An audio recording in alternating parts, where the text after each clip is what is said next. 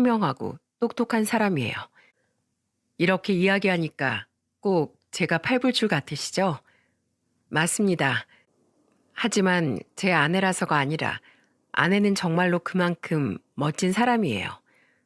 그런 아내가 저에게 지금까지 미안한 마음을 가지고 있는 이유가 하나 있습니다. 바로 저의 처부모님 때문인데요. 저는 지금부터 제 처가에 얽힌 일화를 소개하려고 합니다. 저는 중산층 가정에서 일남 일녀 중 마지로 태어났어요. 저희 부모님께선 두 분 다 자수성가를 하셨는데 두 분을 옆에서 지켜보다 보면 왜 두 분이 성공을 하셨는지 자연스레 납득이 되더군요. 물론 지금은 퇴직 후 여유로운 삶을 보내고 계시지만 그전까지 저희 부모님은 정말 쉬지 않고 성실하게 일하던 분들이셨거든요. 노력만큼 자기 자신을 배신하지 않는 것도 없다. 그러니 진호, 진주 너희도 요행을 바라거나 남의 것을 탐내지 말고 그럴 시간에 너희 자신의 일에 더 집중하며 살거라. 아버지의 말을 가슴에 새기고 살아온 전 부모님처럼 정정당당하게 성공하고 싶었습니다. 제 자식 앞에서 저희 부모님처럼 가슴을 당당히 펴고 조언해 줄 수 있는 좋은 부모가 되고 싶었죠.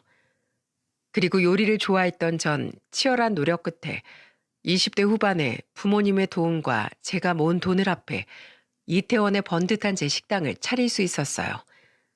다행히 제 노력이 빛을 발해 전 그 식당을 꽤나 성공시킬 수 있었습니다. 이후 저는 수원에도 또 다른 식당을 냈고 두 식당의 수익금에 대출을 더해 강남의 고급 식당까지 마지막으로 오픈할 수 있었어요. 저는 부모님께 지원받았던 돈을 모두 갚으려고 했는데 아버지께선 그 돈을 단호히 거절하시더군요. 가지고 있어. 사업하는 사람은 항상 여윳돈이 두둑해야 돼. 믿는 구석이 있어야 모험도 하고 어려운 상황을 버텨낼 수도 있는 거다. 그냥 내가 미리 준 네 결혼 자금이라고 생각해라. 제 여동생은 저보다 먼저 30대 초반에 결혼을 했습니다. 아버지는 회사원이던 제 여동생에게 제게 도와주신 사업자금만큼의 돈을 똑같이 지원해 주셨어요. 그리고는 다시 한번 제게 너 결혼할 땐 더 이상 지원 없다 하며 못을 박으셨죠. 아버지는 제가 결혼할 때 지원해 주기 싫어서 그런 말씀을 하신 게 아니라 더 이상 제가 사업자금을 아버지께 갚지 못하게 하려고 그러셨던 것 같습니다. 물론 아버지의 말씀 속엔 부모의 재산을 무겁게 여기라는 아버지의 가르침도 포함이 되어 있었고요. 제 인생은 이후에도 쭉 성공가도를 달렸습니다. 그리고 일밖에 모르다 결혼식을 놓쳤던 전 허리 치료를 받으러 다녔던 한의원에서 한의사로 일하던 4살 차의 아내를 만나 결혼을 하게 되었어요. 제 나이 38이라는 다소 늦은 나이에 말입니다. 아내는 제가 만난 사람 중 가장 훌륭하고 똑똑한 사람이었고 전 금세 아내밖에 모르는 팔불출이 되었어요. 양가 가족들은 모두 다행히 우리를 무척 마음에 들어 하셨습니다. 아내는 이남 일녀 중 둘째였는데 형님과 처남 또한 아내보다 먼저 결혼을 한 뒤였죠. 세 아이 중 가장 똑똑한 녀석이 바로 우리 도연이었는데 도연이가 신랑감까지 아주 듬직한 자네를 데려와서 우리가 얼마나 기쁜지 몰라. 장모님은 절 볼 때마다 우리 듬직한 사이라며 절 예뻐하셨습니다. 장인어른 또한 마찬가지였고요. 그런 두 분에게 잘해드리고 싶은 마음에 저는 처가에 갈 때마다 매번 용돈이며 선물 등을 사다 드렸어요. 두 분께서는 제게 전화를 걸어 갖고 싶은 물건이나 필요한 돈을 따로 요구하기도 하셨는데 어차피 부담이 되는 금액들은 아니었으니 저는 적당한 선 안에서 두 분의 말씀을 들어드리기도 했죠. 물론 아내는 버릇 나빠진다며 그런절 말렸지만 전 너무도 사랑하는 아내의 부모님께 그렇게 해서라도 잘해드리고 싶었습니다. 이게 뭐야? 200만 원? 김장비예요. 배춧값도 요새 한두 푼이 아니잖아요. 아이고, 아들놈 둘이나 둬봤자 잘난 사위 하나만 못하네. 고마워, 잘 쓸게. 확실히 같은 요리하는 사람이라 그런지 자네랑은 참 잘 통해. 장모님은 작은 소도시에서 보쌈 가게를 운영하고 계셨습니다. 장모님은 모든 김치를 직접 담그셨는데 1년에 한 번은 모든 처가 식구들이 다 모여서 가족들이 먹을 김장도 하곤 했어요. 식재료 값이 어마어마하다는 걸 알던 전 형제들끼리 모은 돈 외에도 매번 장모님께 따로 돈을 쥐어드리곤 했죠. 하지만 자잘한 선물과 용돈 외에도 저와 아내는 결혼 초부터 다달이 처가에 100만 원씩을 보내드리곤 했습니다. 가족들이 말렸음에도 무리하게 축산 사업에 뛰어든 장인어른이 그만 사기를 당해 빚만 남긴 채 사업을 말아드시고 말았거든요. 내가 빚 갚아달라고는 안 하마. 대신 그동안 너희 먹이고 공부시키고 키워준 값으로 매달 우리한테 200만 원씩만 좀 보내라. 장모님의 당당한 요구에 처가 형제들은 다 같이 모여 상의를 했는데 아무래도 저희를 제외하곤 자식들도 있는 데다 평범한 회사원들이었으니 200만 원은 너무 부담이 된다더군요. 그래서 우리는 상의 끝에 매달 각각 100만 원씩 두 분을 도와드리는 것으로 합의를 봤죠. 집에 돌아오는 길에 정말 더 도와드리지 않아도 괜찮겠냐고 아내에게 물어보니 아내는 제게 이렇게 말했습니다. 우리 삼남매가 두 분께 드리는 돈만 해도 다 합치면 300이야. 거기에 보쌈 가게 벌이까지 더해지면 충분해. 우리야 여유가 좀 있다고 치지만 어쨌든 우리 삼남매 전부 자기 가정을 꾸렸는데 가정이 있는 자식들에게 그만한 돈을 요구한 건 엄마 욕심이라고 생각해. 그래도 아까 장모님이 당신이랑 날 계속 쳐다보시던데 더 도와달라는 뜻 아니셨을까? 그렇겠지. 근데 엄마도 그 이상은 무리한 요구라는 걸 잘 알고 있으니까 더는 우리한테 아무 말 못했던 거잖아. 당신이 알아서 먼저 더 드리겠다는 소리 하길 바랬겠지. 근데 난 안 돼. 결혼한 이상 나는 내 가정을 우선시할 책임이 있어. 200은 너무 과해. 그러니까 당신 아무 소리 마라. 우리 엄마가 너무 당당하게 돈을 요구해서 나 오히려 당신 얼굴 보기 미안하고 창피하는 중이니까. 아내의 단호함에 저는 알았다고 대답했습니다. 다른 이유를 제치고서라도 저는 아내의 의견을 제일 먼저 존중해주고 싶었으니까요. 게다가 아내는 똑같이 해드리고 싶다며 저희 부모님께도 100만 원씩 보내드리길 원했는데 부모님께 말을 꺼냈던 전 도리어 아버지께 호통만 듣고 말았죠. 우린 그 돈 필요 없다. 그리고 너 돈 많냐? 좀 성공하니까 100만 원이 우스워? 그러면 안 된다. 사업하는 사람은 돈 무서운 줄 알아야 해.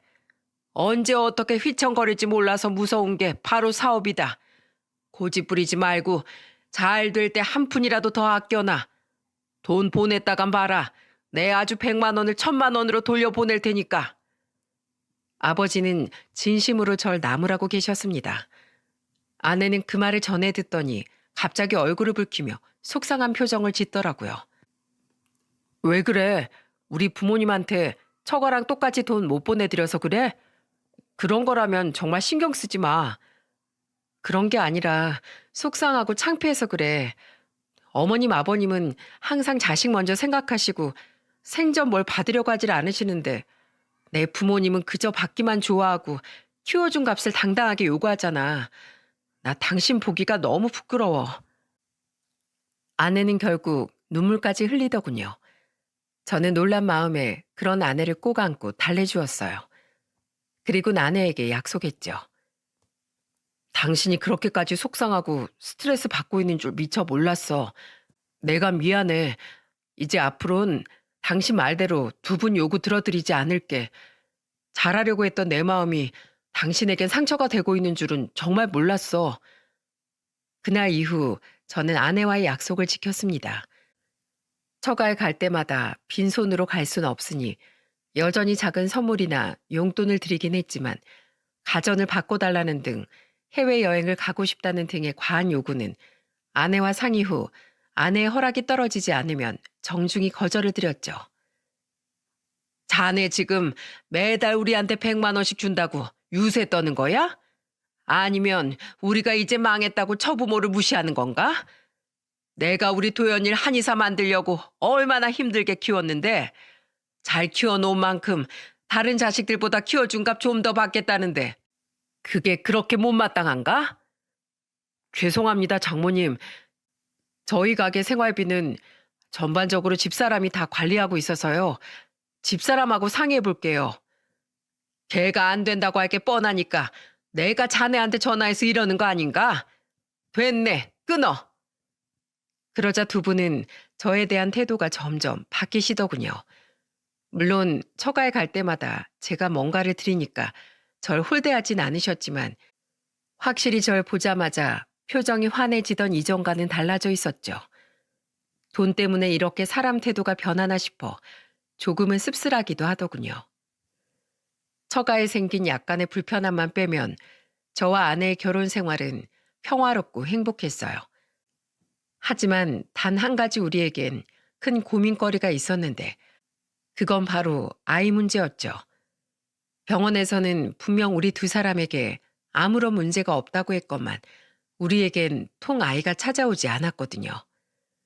아내는 두 번의 시험관 시술을 받았는데 함께 병원에 갈 때마다 눈에 띄게 힘들어하는 아내의 모습이 너무 가슴 아프더군요. 그래서 전 아내에게 이렇게 말했어요. 여보, 우리 그냥 자연스럽게 기다리다가 아이가 생기면 생기는 대로, 안 생기면 안 생기는 대로 그렇게 살자. 하지만 당신 꿈이 좋은 부모가 되는 거였다며 나도 아이가 너무 갖고 싶어. 그렇지만 당신 요즘 무리해서 몸도 안 좋아졌잖아. 난 아이도 중요하지만 나에게 제일 중요한 건 바로 당신이야. 그렇게 우리는 아이를 거의 반쯤 포기하기로 했습니다. 그런데 얼마 뒤 정말로 아이 갖기를 내려놓은 일에 대해 다행이라는 생각이 제 머릿속에 들기 시작했어요. 승승장구하던 제 인생에 아주 크나큰 브레이크가 걸려버리고 말았거든요.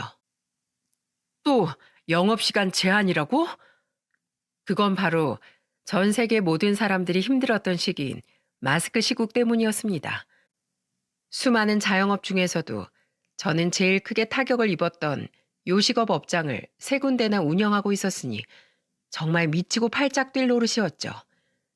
이런 세계적 재난은 난생 처음이라 전 솔직히 처음에만 어떻게 잘 버티면 될 줄 알았어요. 하지만 의료계 소식을 빠르게 접할 수 있었던 아내는 보통 일이 아닌 것 같다며 걱정을 하더군요. 그리고 모두가 아시다시피 아내의 생각은 정확히 들어맞았습니다.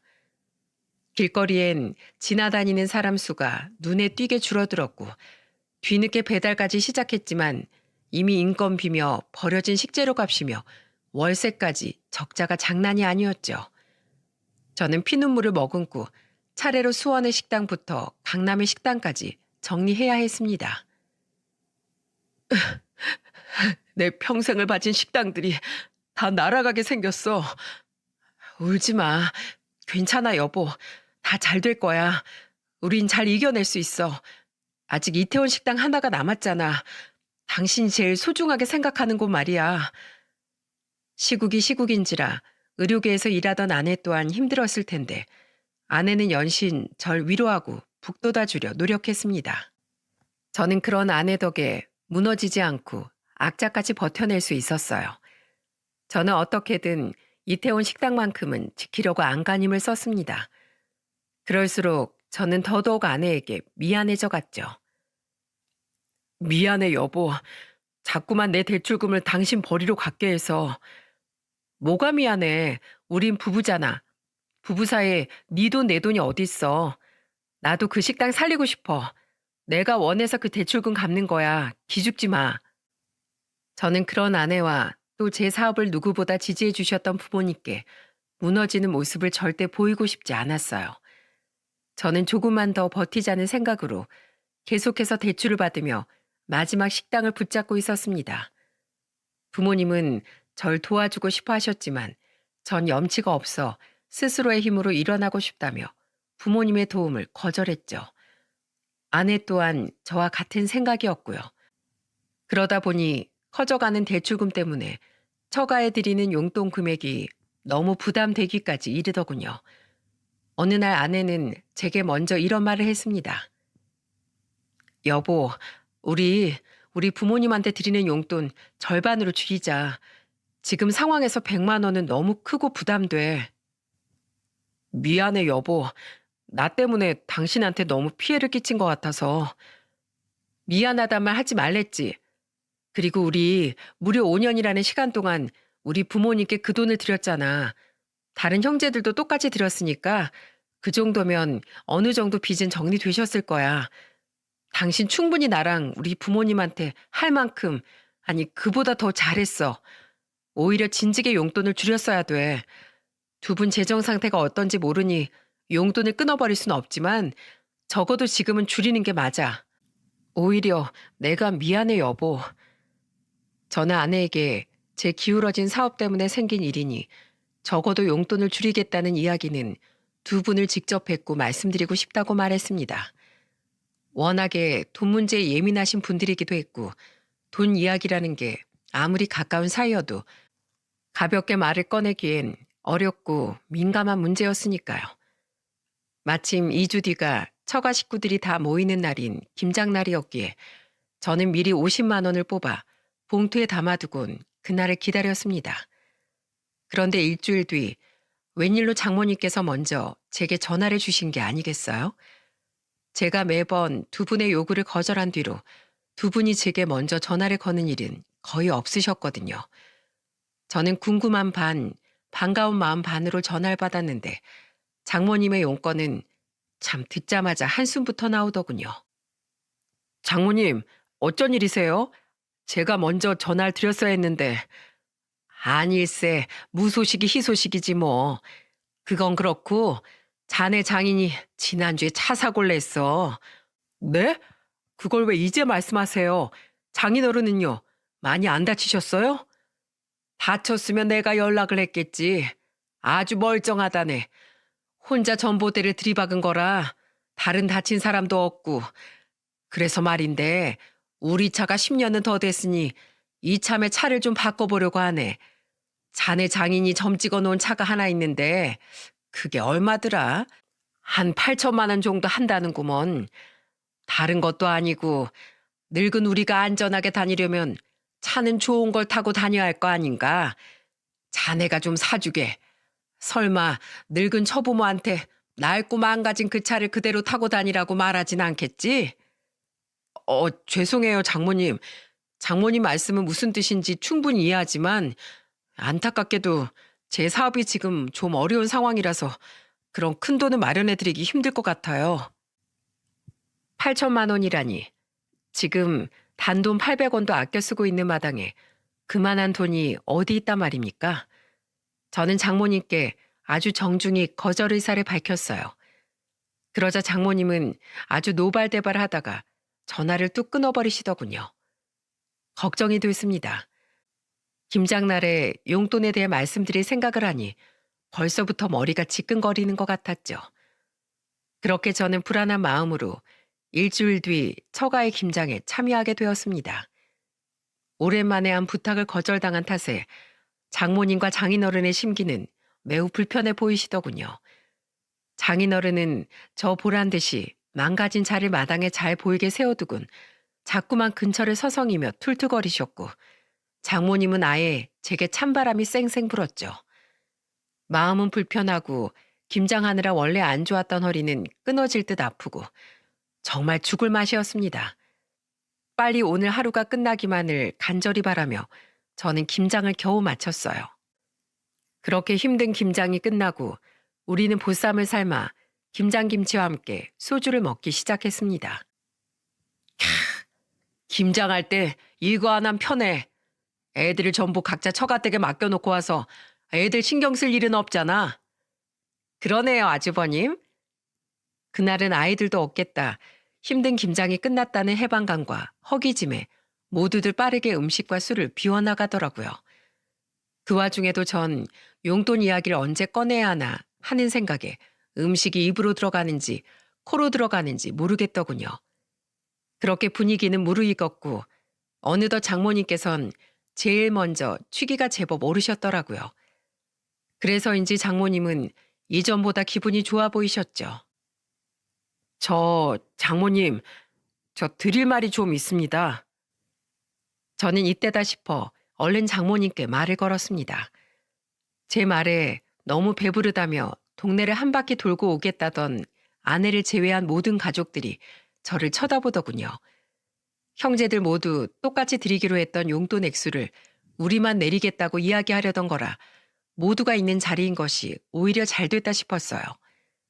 저는 미리 챙겨두었던 용돈 봉투를 장모님께 건네드렸죠. 이게 뭔가? 김장비야? 그런데 올해는 50만 원밖에 안 들었네. 매번 200씩 얹어주더니만. 그래도 잘 쓰겠네. 장모님은 돈 봉투를 보며 평소처럼 따로 더 드리던 김장비인 줄 알고 흐뭇하게 웃으시더군요. 저는 그런 장모님을 보며 침을 꼴깍 삼키곤 솔직하게 말씀드렸죠. 아니요. 이번에 형제들끼리 모은 돈 말고는 따로 김장비를 준비 못했어요. 그건 이번 달치 용돈이에요, 장모님. 뭐? 용돈? 아니, 근데 왜 100만 원이 아니야? 50만 원은 따로 계좌에 넣었나? 왜 50만 원을 따로 줘? 장모님은 제 말이 이해가 안 된다는 듯 되물으셨어요. 그때부터 저는 장모님께 최근 어려워진 제 상황에 대해 설명드리며 양해를 구하기 시작했습니다. 그게 아니고요. 사실 장모님, 저희 당분간 두 분 용돈을 100만 원에서 50만 원으로 좀 줄여야 할 것 같습니다. 형님, 이렇게 저희만 용돈을 줄인다고 말씀드려서 죄송해요. 처남, 미안해. 뭐야? 저번에 차를 사달라고 제게 전화하셨을 땐 제대로 제가 설명드리지 못했는데 제 사업이 요새 시국 때문에 많이 힘들어졌어요. 가게 세 곳 중에 두 군데는 벌써 정리했고 남은 하나도 대출을 받고 또 받아서 겨우겨우 버티고만 있는 상황입니다. 이런 상황에서 다달이 거액의 대출금을 갚아가며 두 분께 100만 원씩 드리기가 너무 힘들더라고요. 정말 죄송합니다. 집사람과도 충분히 상의했어요. 저는 진심을 담아 장모님께 제 상황을 설명하고 정중히 사과드렸습니다. 솔직히 제가 드리기 싫어서 못 드리겠다는 것도 아니고 이 정도면 두 분이 기분 좋게는 아니더라도 충분히 이해해 주실 줄 알았어요. 하지만 두 분의 반응은 굉장히 충격적이더군요. 에잇, 술맛 떨어져. 제 이야기가 끝나자마자 장인어른은 젓가락을 말 그대로 식탁에 집어던지더니 방문을 쾅 닫고 방으로 들어가 버리셨습니다. 순식간에 분위기는 싸늘히 얼어붙었고 술에 취한 장모님은 절 노려보시며 이렇게 말씀하셨어요. 안 되네. 당장 용돈을 절반으로 줄이면 우리 뭐 먹고 살라는 거야? 우리 아직 빚도 남아있어. 죄송해요. 그래도 그동안 저희가 드린 돈만 거의 6천만 원은 될 건데 거기다 형님하고 처남이 드린 돈까지 하면 빚은 대략 정리되셨을 거라고 생각해요. 게다가 형님하고 처남이 드리는 돈 200이 있으니까 50만 원 정도는 좀 이해해 주세요. 부탁드립니다. 그러니까 안 된다고. 우리 돈 없어. 자네 대체 뭐 하는 사람인가? 내 딸이 한의사인데 자식을 의사로 키워준 처부모한테 그깟 돈 100만 원을 못 보내줘서 이 난리를 치나? 이게 오냐오냐 했더니 아주 처부모가 만만하지, 어? 어디 내가 사이 한번 바꿔봐? 장모님, 우선 진정하세요. 장모님은 끝에 가선 제 어깨를 마구 밀치며 소리치시더군요. 술 기운 때문인지 어마어마한 장모님의 힘에 몸을 제대로 가누고 있기가 힘들더라고요.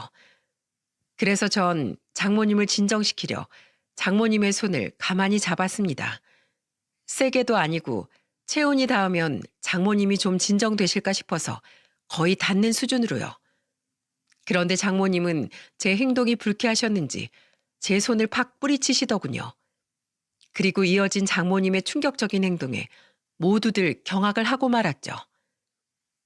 이 건방진 놈이 지금 어디다가 손을 대? 엄마!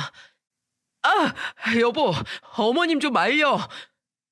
장모님은 눈앞에 썰려있던 김치를 한 움큼 집어들더니 곧바로 제 뺨을 향해 던져버리시더군요. 말 그대로 벼랑간 김치 싸대기를 맞은 전 어안이 벙벙해 순간 입을 떡 벌린 채 얼어버렸습니다. 형님과 큰 처남댁은 저에게 달려들려는 장모님을 말리고 있었고 처남과 처남댁은 제 얼굴에 묻은 김치 양념을 닦아내며 어쩔 줄을 몰라 했죠. 그 와중에도 장모님은 고래고래 저를 향해 소리를 질렀습니다. 내가 너 안 그래도 계속 마음에 안 들어서 벼르고 있었다. 아내가 좋으면 처갓대 담장에 대놓고 절을 한다는데 너는 한의사 아내까지 얻은 놈이 우리 집에 해주는 게 뭐가 있어? 처음엔 좀 잘하나 싶었더니만 그것도 제 1년을 못 가고 내가 너 같은 사위 보려고 내 딸년을 한의사로 키운 줄 알아? 그깟 용돈 100만 원도 못 주는 한심한 놈을 사위로 두려고? 당장 이혼해. 엄마, 지금 뭐 하는 짓이야? 그때였습니다. 옆을 돌아보니 언제 돌아왔는지 아내가 현관을 들어서며 경악을 한 표정으로 우리를 보고 있더군요.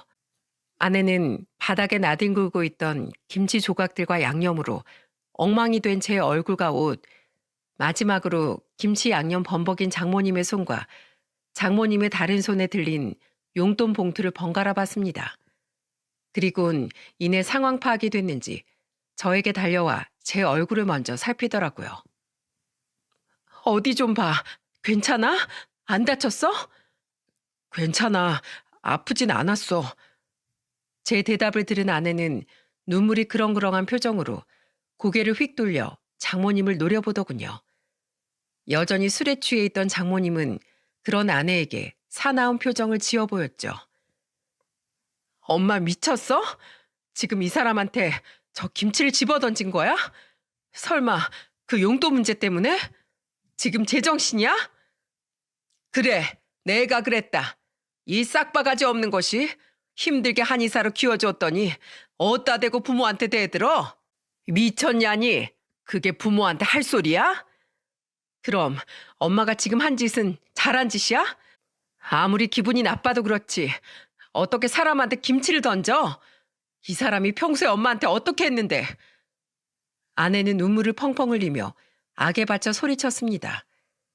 하지만 장모님은 콧방귀를 끼며 저와 아내에게 삿대질을 하며 더 큰 소리로 고함을 쳤습니다.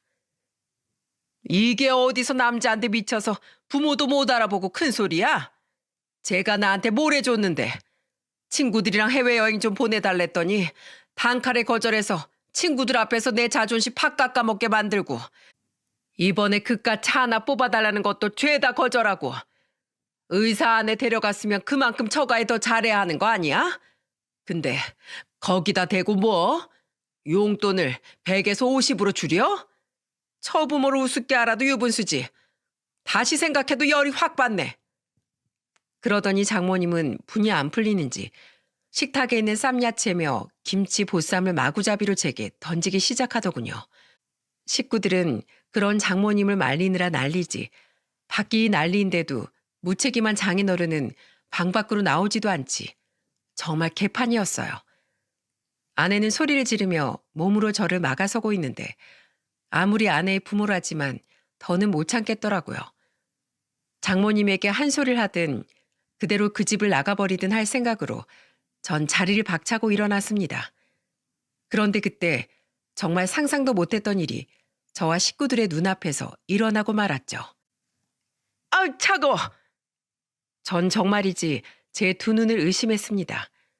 바로 그 착한 아내가 다른 사람도 아닌 자신의 엄마의 얼굴에 물컵에 담겨있던 찬물을 확 뿌려버린 거예요. 일순간 정적이 흘렀고 식구들은 제가 김치 싸대기를 맞았을 때보다 더욱 경악한 표정으로 그 광경을 지켜보고 있었죠.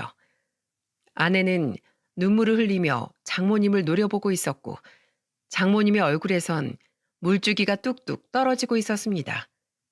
이내 정신을 차린 장모님은 아내를 향해 소리를 빽하고 지르더군요. 야, 너 미쳤어? 너 지금 감히 네 엄마한테 무릎 뿌린 거야? 그래? 이 은혜도 모르는 페류나 자식아. 내가 뿌렸어. 엄마 제발 술 좀 깨고 정신 차리라고. 페류나면 뭐? 난 아무 잘못도 없는 내 남편부터 지켜야겠어. 제발 정신 좀 차려 엄마. 우리 시부모님은 우리한테 하나라도 더 못해줘서 안달이신데 대체 엄마랑 아버진 뭐야? 내가 정말 이 사람한테 창피해서 고개를 들고 다닐 수가 없어. 월에 100만 원이 우스워? 그럼 그 돈 엄마가 나가서 더 벌던지 말던지 마음대로 해. 우린 앞으로 이 집에 한 푼도 더 못 줘. 여보, 가자. 그러더니 아내는 장모님의 손에 들린 용돈 봉투까지 획 낚아채곤 저를 끌고 집 밖으로 나왔습니다. 집 안에선 쌍욕을 하는 장모님의 고함 소리가 들렸지만 다른 식구들이 장모님을 막아주고 있는지 우리 뒤를 쫓아오지 못하더군요. 술을 마시지 않았던 아내는 운전하며 서울로 올라오는 내내 펑펑 울었습니다. 미안해 여보. 내 부모님이지만 나도 정말 우리 부모님이 왜 저러는지 모르겠어. 많이 냄새 나지? 얼른 집에 가서 씻자. 내가 정말 미안해. 울지 마. 난 괜찮아. 왜 당신이 나보다 더 서럽게 울어? 창피하고 속상해서 그러지. 당신 앞으로 내 친정에 가지 마. 나도 안 갈 거야. 용돈이고 뭐고 더 이상 아무것도 안 할 거라고. 저는 온몸이 음식 냄새로 범벅이 된 탓에 아내를 안아주지도 못한 채 아내의 어깨만 두드리며 아내를 달래야 했습니다. 그리고 그날 새벽 잘 올라갔냐며 걱정스럽게 제게 전화를 건 형님의 말에 우리는 또 한 번 몰랐던 사실을 알게 되었어요. 미안해 강서방. 우리 엄마가 원래 저 정도까지인 사람은 아니었는데 자네까지 용돈을 줄인다고 하니 마음이 많이 상했었나 봐. 그게 무슨 말이야? 우리까지라니? 그럼 여태 오빠도 용돈 제대로 안 드리고 있었어? 스피커폰으로 함께 통화 내용을 듣고 있던 아내는 기가 차다는 듯 대화에 끼어들더군요. 형님은 한숨을 푹 쉬시더니 솔직하게 모든 걸 털어놓으셨죠. 나도 100만 원에서 50만 원으로 용돈 줄인 지 오래됐어. 너희한테 말 안 했지만 사실 나도 지금 시국 때문에 회사에서 안 잘리는 조건으로 연봉을 줄이게 됐거든. 그때 용돈을 줄인다니까 엄마가 막 화를 내면서 그러시더라. 막내네는 아예 용돈을 준 지 1년쯤 지났을 때부터 용돈을 안 줬다고. 아무래도 애들 키우면서 어린이집 보내랴 집 대출금 갚으려 하다 보니 힘에 부쳤던 모양이야. 그래서 비교적 돈을 잘 버는 너희한테 좀 기대고 싶으셨던 모양인데 오빠가 돼서 마지노릇을 못한 것 같아. 도연이 너한테도 그리고 강서방한테도 너무 미안하다. 참 한수만 나오더군요. 다른 형제들도 나름대로 큰 고충을 겪고 있었다는 사실이 안타깝기도 했고 그럼에도 불구하고 장모님의 잘못된 행동은 쉽게 받아들여지지 않더라고요. 어찌됐든 5년간 꾸준히 100만 원씩 보내왔던 건 우리 부부가 유일했는데 왜 저는 잘하려고 노력했는데도 불구하고 이런 취급까지 받아야 했는지 억울하기도 했고요. 오빠도 현태도 너무한 거 마찬가지야. 내 남편은 용돈 들인 지 5년 만에 절반으로 줄이는 일도 오빠랑 현태한테 얼마나 미안해했는데 어쩜 두 사람은 그동안 우리한테 한마디 말도 안 해줬을 수가 있어?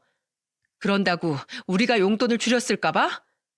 적어도 내가 아닌 이 사람한테만은 두 사람을 대신해서 우리 부모님을 도와줘서 미안하고 고맙다고 말을 했어야 할 거 아니야. 나라면 세연이랑 올케한테 진지게 그렇게 했을 거야. 진짜 두 사람한테도 실망이야. 아내는 화를 내며 형님의 전화를 끊어버렸습니다. 그리곤 어쩜 다들 이렇게 이기적일 수가 있냐며 또다시 눈물을 흘렸죠. 저는 새벽 내내 도리어 저보다도 더 분통해하고 속상해하는 아내를 위로해 주었어요. 그리고 다음날 저녁 아내와 저녁 식사를 하고 있는데 술에서 깬 장모님에게서 전화가 왔더군요. 아내가 SNS에 가족 단체 채팅방까지 나가버리자 사건의 심각성을 깨달은 건지 장모님의 목소리는 전날과 다르게 누그러져 있었어요. 장모님은 은근한 목소리로 절 설득하려 하더라고요. 강서방, 어제 집은 잘 들어갔나? 어제 내가 술이 좀 과해서 자네에게 실수를 좀 했네. 내가 미안하네. 저기 강서방, 우리 도연이가 화 많이 났는가? 애가 내 전화 통 받지라노. 그 용돈 말일세. 어제 가져간 건 도로 가져다 줄 거지? 와서 어제 김장한 김치도 챙겨가고, 어? 아니요, 괜찮습니다. 죄송하지만 전 당분간 김치는 쳐다도 보고 싶지 않을 것 같아서요. 그래? 그렇지. 자네도 마음이 많이 상했구먼. 내가 정말 미안하다니까. 저 강서방, 용돈 문제 말인데 내 생각해보니 내가 너무 자네 사정을 헤아려 주지 못한 것 같아. 그래도 50은 좀 너무하지 않았나? 딱 절반 올려서 75 어떤가? 아니다, 기분이다. 5만 원 내려서 70. 우리 70으로 합의 보세. 응? 자네가 도연이한테도 말 좀 잘해줘. 걔가 다른 거 몰라도 자네 말은 잘 듣잖아. 자네가 잘 구슬리면 그래도 제 부모 일인데 차마 모른 척하지 못할 거야. 장모님은 모든 지원을 끊겠다던 아내의 마음을 돌릴 수 있을 거라고 생각하시는 것 같더군요. 옆에서 듣고 있던 아내는 한숨을 푹 쉬더니 제게 휴대폰을 빼앗아 들곤 이렇게 말했습니다. 엄마, 아직도 정신 못 차렸어? 나 그동안 키워준 값 내놓으란 엄마 말 참아내느라 너무 힘들었어. 아무 잘못 없는 내 남편 보기도 너무 미안하고 민망했다고.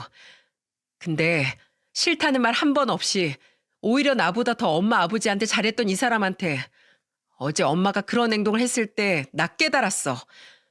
내 착한 남편이 내 부모로 인해서 상처받는 일을 만든 건 바로 나라는 사실을 말이야. 내가 내 부모를 막아주지 못해서 가운데서 내 남편만 힘들어하게 만든 거야. 그러니까 엄마, 나 이제 내 남편 챙겨야겠어. 그동안 우리 할 만큼 했잖아. 안 그래? 너 그래서 빚 갚으며 힘들게 사는 부모를 지금 외면하겠다는 거냐? 네가 그러고도 자식이야? 어? 부모 외면한 자식이 어디 두 발 뻗고 편하게 살 것 같아? 그럴래. 그리고 솔직히 아버지도 충분히 일할 수 있는데 안 하는 거 아니야?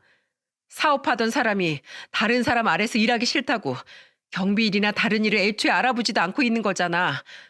사업 망해서 가족들 고생시킨 건 애초에 아버지였는데 왜 아버진 엄마 가게 일만 좀 거들고 아무 일 안 하는 건데? 장본인도 모르쇠로 나오는데 따지고 보면 생판 남이 내 남편이 그 빚을 왜 갚아야 돼? 하다못해 엄마랑 아버지가 적반하장으로 나오지만 않았어도 이 사람한테 최소한 고마운 마음만 가지고 있었어도 내가 이렇게 모질게 굴진 않았을 거야.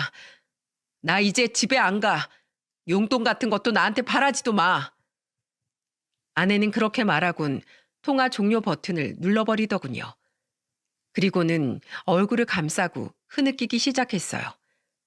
아무리 장모님이 잘못했어도 아내 역시 자식이었던지라 자기 엄마에게 그렇게 모질게 말하기가 쉽진 않았겠죠. 저는 그런 아내를 안아주며 다 괜찮아질 거라고 말해주었습니다. 이후 아내는 정말로 처가의 용돈과 더불어 발길을 끊어버렸어요. 화가 난 아내는 형님과 처남의 연락도 일절 받지 않았는데 사실 저는 두 사람과 가끔씩 연락을 했습니다. 형님과 처남이 제게 진심으로 미안하다는 말을 하고 싶다며 저희 가게로 절 찾아왔었거든요. 다시 한번 정말 미안하네 강서방. 죄송해요 매영. 제가 제 코가 석자라 그만 저밖에 생각을 못했어요. 많이 서운하셨죠? 강서방, 우리 부모님 일은 우리가 알아서 할 테니까 자넨 더 이상 우리 집에 신경 쓰지 마. 물론 그런 일을 겪었으니 당연한 일이겠지만 자네 착한 심성을 알아서 내가 혹시나 해서 하는 소리야. 그동안 묵묵히 우리 부모님을 도와줘서 고마웠네. 하지만 장모님은 다른 식구들과는 다르게 도저히 이 상황을 받아들이지 못하겠는지 차마 아내에게 전화는 하지 못했던 장모님은 하루에 몇 통씩 제게 전화를 거시더군요. 장모님의 전화를 받고 싶지 않아 전화를 피하던 전 결국엔 직접 전화를 받고 이 일을 마무리 지어야 할 것 같다. 여느 때처럼 걸려온 장모님의 전화를 받았죠. 자네 왜 이렇게 전화를 안 받나? 사람을 애 태워서 죽일 셈이야? 자네 이대로 정말 우리랑 내 딸의 인연을 끊어놓을 작정인가? 왜 애를 설득을 안 시켜? 우리 돈이 좀 급하네. 생활비가 뚝 떨어졌어. 큰 놈은 지금 준 50만 원 이외엔 절대로 못 준다는 입장이고 막내는 겨우 다시 준다는 용돈이 고작 20만 원이야. 자네 70이 힘들면 자네 말대로 50이라도 좀 주게. 어? 아니요, 장모님. 전 오늘 장모님께 인사를 드리고 싶어서 전화를 받은 거예요. 장모님, 그동안 전 장모님과 장인어른께 잘하는 게 제 아내를 위한 일이라고 생각했습니다. 그런데요, 장모님, 제 아내가 자꾸만 상처를 받고 우네요. 이번 일로도 가장 상처를 받은 사람은 제가 아닌 장모님의 딸인 제 아내더라고요. 그래서 전 제 아내를 위해서라도 아내가 가장 위하는 저 자신을 먼저 아껴주기로 했습니다. 언젠가 제 아내의 마음이 누그러지면 그땐 두 분을 다시 뵐 날이 올지도 모르겠네요. 하지만 그때도 전 더 이상 두 분을 돕지 않을 거예요. 아내가 두 분을 돕겠다면 말리진 않겠지만 더는 제 스스로 두 분께 호의를 베푸는 일은 없을 겁니다. 저는 돈과 물질로 한심을 사고 호감을 얻어야 할 만큼 못나고 존중받지 못할 만한 사람이 아니니까요. 그럼 언제가 될지 모르겠지만 다시 뵙게 되는 그날까지 두 분 모두 건강하세요. 이만 끊겠습니다. 이후 몇 번의 전화가 더 걸려왔지만 저는 더는 장모님의 전화를 받지 않았습니다. 그렇게 2년이라는 시간이 흘렀어요.